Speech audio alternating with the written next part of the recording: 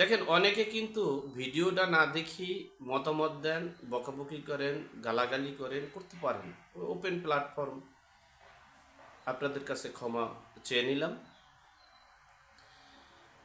আওয়ামী লীগের নতুন একটা নেতৃত্ব প্রকাশ পাচ্ছে, আর সাময়িক সময়ের জন্য প্রবাসী সরকার গঠন হওয়ার একটা আভাস পাওয়া যাচ্ছে। সে বিষয়ে আপনাদের সাথে সংক্ষেপে আলোচনা করছি।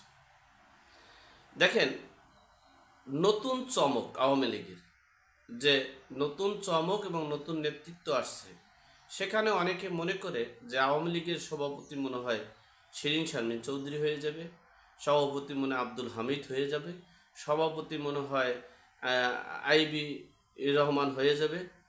এই অনেকে না বুঝে বুঝে বলতে পারেন, আমি তাদের উদ্দেশ্যে বলছি। দেখেন, বিএনপির দিকে একটু খেয়াল করেন। আমাদের রাজনৈতিক দ্বিতীয় প্রধান রাজনৈতিক দল বিএনপি, এখন বর্তমান বাংলাদেশের প্রেক্ষাপটে বিএনপি প্রধান রাজনৈতিক দল। সেক্ষেত্রে আমরা এই বিএনপির দিকে একটু লক্ষ্য রাখলেই আপনারা রাজনীতির অবস্থানটা বুঝতে পারবেন। যেমন খালেদা জিয়া, বেগম খালেদা জিয়া তিনি কিন্তু অসুস্থ থাকার কারণে তারেক রহমানকে ভারপ্রাপ্ত চেয়ারম্যান বানানো হয়েছে। কিন্তু তারেক রহমান কি বাংলাদেশে আছে? নেই। এরপরে পূর্ণাঙ্গ কমিটির মহাসচিব হলো আমাদের মির্জা ফখরুল ইসলাম আলমগীর সাহেব। এর নেতৃত্বে সকল সংগঠনগুলো চলতেছে। এখন আওয়ামী লীগ যদি একটা নেতৃত্ব বাংলাদেশে করে আর একটা প্রবাসী কল্যাণ সরকার করে, তাহলে সেখানে বাংলাদেশের এখন বর্তমানে যেমন শিরীন শারমিন চৌধুরী আছে, আব্দুল হামিদ সাহেব আছেন, এরপরে আইবি রহমান আছেন, এরপরে আপনার অনেকেই আছেন আর কি, ধরেন। তো তাদের নেতৃত্বে কি করবে? এটা বাংলাদেশে আওয়ামী লীগের চাঙ্গা করবে। তাই বলে আওয়ামী লীগের সভাপতি একজন মানে এর মধ্যে একজন হতে হবে না, সাধারণ সম্পাদক করবে। সাধারণ সম্পাদক করে তার নেতৃত্বে এই বাংলাদেশের আওয়ামী লীগটা পরিচালিত হবে। এখন কেন করা হবে সে বিষয়ে আপনাদের বলি।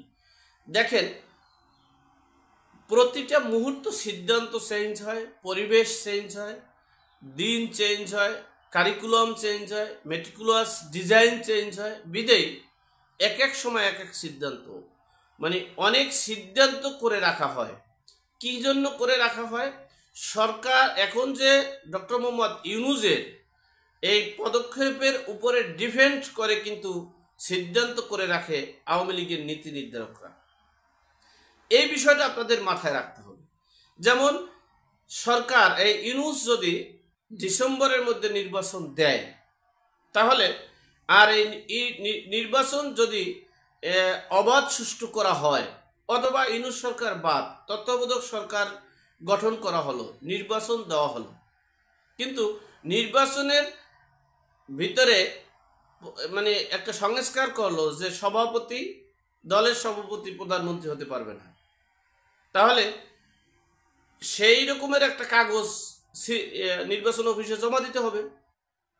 তাহলে তখন একটা কারিকুলাম থাকবে একরকমের।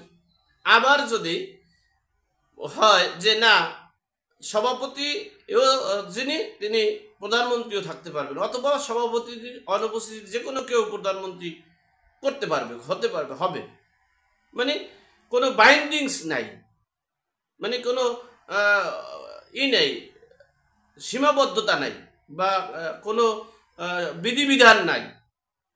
সেক্ষেত্রে কমিটি থাকবে একরকমের। এর পরের একটা বিষয় হচ্ছে, যেমন মনে করেন অনেকের মামলা দেওয়া হয়েছে, তারা তো আর নেতৃত্বে আসতে পারবে না, নেতৃত্ব করতে পারবে না, তাদের হিসাবটা আলাদা। যেহেতু তারা বিচার অধীন আছে কিন্তু বিচার হয় নাই, রায় হয় নাই, সেহেতু তারা নির্বাচনে অংশগ্রহণ করতে পারবে। এরপরে এর উপরে ডিফেন্ড করে একটা আওয়ামী লীগের একটা নেতৃত্ব কাঠামো তৈরি করবে, এটা তো স্বাভাবিক বিষয়।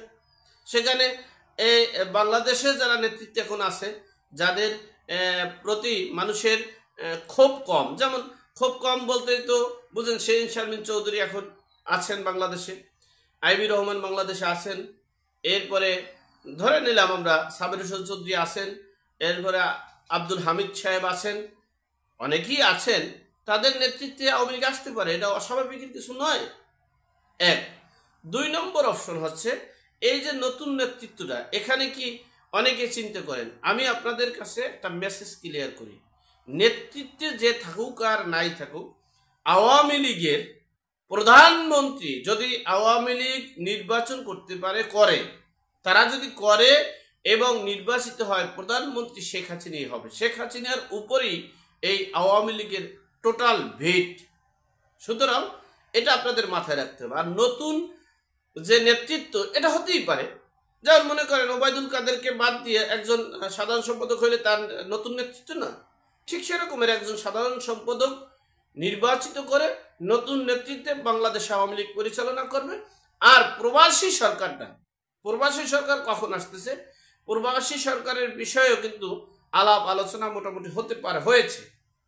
আমি বললাম হতে পারে, যাই হোক, সেটা কেন, যখনই এই সরকার, এই ডক্টর মোহাম্মদ ইউনূস, তিনি যে কয় বছর তো থাকতে পারে, এরপরে তিনি আবার প্রধানমন্ত্রী হবেন। আপনারা পেপার পত্রিকায় দেখেছেন, সার্জিস আলম সাহেব বলেছেন তাকে নির্বাচিত 5 বছরের প্রধানমন্ত্রী হিসেবে দেখতে চাই। আপনারা ইউটিউব এবং জার্নালিস্ট, কলামিস্ট এই পিনাকি ভট্টাচার্য, তিনিও বলেছেন যে এই ডক্টর মোহাম্মদ ইউনূসের মতো ব্যক্তি আমাদের বাংলাদেশে আরও 5 বছর প্রধানমন্ত্রী হিসেবে থাকা উচিত বলে মনে করেন। যাই হোক, তাহলে দেখেন, যদি এই রকমের একটা হজবরল করে ফেলে এবং স্বৈর শাসন না, শুধু নাৎসিবাদী না, শুধু তার চেয়ে কি আছে সেই ভয়াবহ অবস্থা যদি করে ফেলে, তাহলে তো অবশ্যই তারা সেই প্রবাসী সরকার গঠন করবে। প্রবাসী সরকার গঠন করে দেশ পরিচালনা করবে, আর দেশের আওয়ামী লীগের নেতৃত্বে আওয়ামী লীগকে সুসংগঠিত করবে। এটা হচ্ছে এই বিধান। আর যদি মনে করেন যে না, প্রাথমিক পর্যায়ে এই আওয়ামী লীগের নতুন নেতৃত্বে আওয়ামী লীগ সুসংগঠিত করবে, এরপরে সময়ের ব্যবধানে হয়তো বা হতে পারে 1 মাস, 1.5 মাস বা 15 দিন বা 2 মাস বা 6 মাস পরে শেখ হাসিনা সহ সকল নেতাকর্মীরা এসে তাদের প্ল্যান পরিকল্পনা অনুযায়ী কর্মকাণ্ড করতে পারে। এটা স্বাভাবিক বিষয়। তো বিষয়টা আপনাদের স্পষ্ট ভাষায় বলতে চাই, আওয়ামী লীগের নেতৃত্বটা শেখ হাসিনার উপরে সকল নেতাকর্মী দৃষ্টিকোণ আছে। সেক্ষেত্রে আপনারা বিভ্রান্ত হবেন না, আর আপনারা বিভ্রান্ত হওয়ারও চেষ্টা করবেন না। কারণ হচ্ছে নতুন নেতৃত্বে বিএনপির মতো রাজনৈতিক দল যারা 16 বছর নির্যাতিত নিপীড়িত ছিল, তারা মির্জা ফখরুল ইসলাম আলমগীরের মহাসচিবের মাধ্যমে যদি দল পরিচালনা করতে পারে, তো আওয়ামী লীগ এর ভিতর থেকে একজনকে সাধারণ সম্পাদক, ভারপ্রাপ্ত সাধারণ সম্পাদক করে তাদের নেতৃত্বে আওয়ামী লীগ পরিচালিত হতে পারে না? এটা অস্বাভাবিকের কি আছে? এটা স্বাভাবিক কথা। 1। 2 নম্বর অপশন হলো, যখনই তাদের শক্তি সামর্থ্য সবকিছু ওপেন হয়ে যাবে, তখনই তারা প্রবাসী সরকার গঠন করে দেশ পরিচালনা করতে পারে। এটা অস্বাভাবিকের কিছু নয়। তো সবচেয়ে বড় চমক হচ্ছে, আপনাদের বুঝতে হবে, ঈদের পরেই এই চমকগুলোই আমাদের সামনে আসতে পারে, আসবে। যাই হোক, এখন তারা কতটুকু সফল হবে কতটুকু হবে না সেটা ভিন্ন বিষয়। আবার ডক্টর মোহাম্মদ ইউনূসও আমৃত ক্ষমতায় যেতে চায়, ক্ষমতায় থাকতে চায়, সেখানে সে কতদূর ক্ষমতায় থাকতে পারবে সেটাও ভিন্ন বিষয়। মানে সময়ের ব্যবধানে দেখা যাবে আমাদের সফলতা এবং ব্যর্থতা। আল্লাহ আমাদের সকলের হেদায়েত নসিব করুক, আমিন। আসসালামু আলাইকুম।